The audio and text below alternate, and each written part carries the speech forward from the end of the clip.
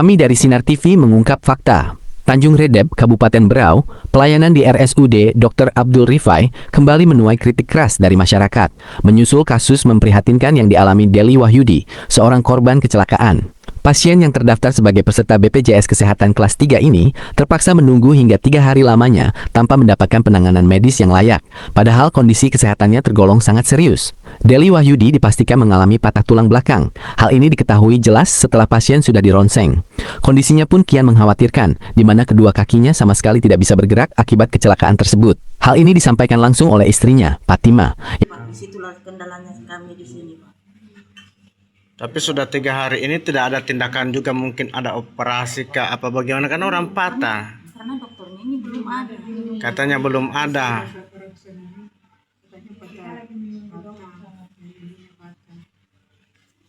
Karena berkaitan tanggal merah. Sudah patah itu, menjepit patahan itu tergeser menjepit itu saraf. Aduh. Maka lagi tidak berfungsi nih, kaki ini tidak berfungsi. Takut terlambat kan itu. Kita ketemu direct. Iya, harus cepat ditangani ini. Yang merasa sangat kecewa dan sedih melihat perlakuan yang diterima suaminya. Ia menceritakan, korban langsung dibawa ke rumah sakit segera setelah kejadian, dengan keluhan nyeri hebat, sulit bergerak, dan rasa sakit luar biasa di bagian punggung.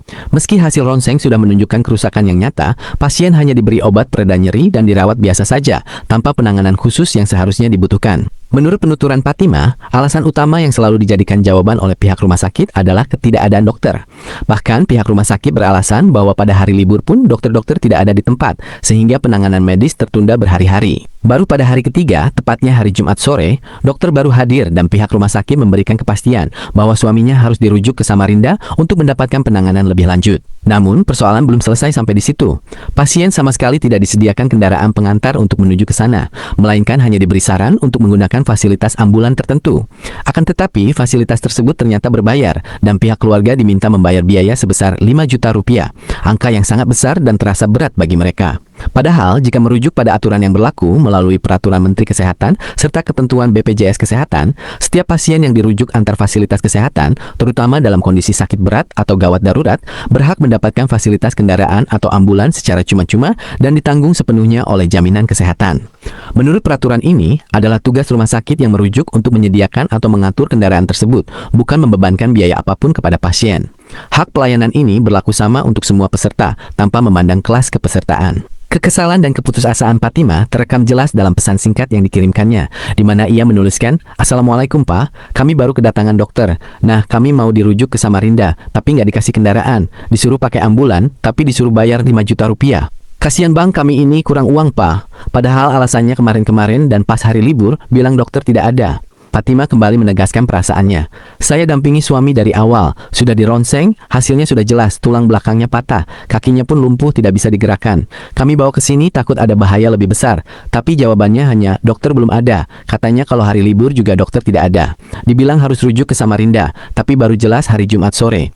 Sudah 3 hari tak ditangani dengan benar, malah tak dikasih kendaraan, padahal itu hak kami, malah dibebani biaya ambulan sebesar 5 juta rupiah.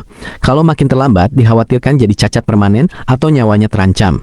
Padahal kami pakai BPJS kelas 3. Seharusnya semua fasilitas penunjang seperti ini sudah ditanggung dan kami dilayani sama baiknya, tak dibeda-bedakan." Saat pihak media berusaha mengonfirmasi hal ini, kami telah berulang kali menghubungi pihak manajemen RSUD Dr. Abdul Rifai melalui sambungan telepon genggam untuk meminta penjelasan maupun keterangan resmi terkait kasus tersebut.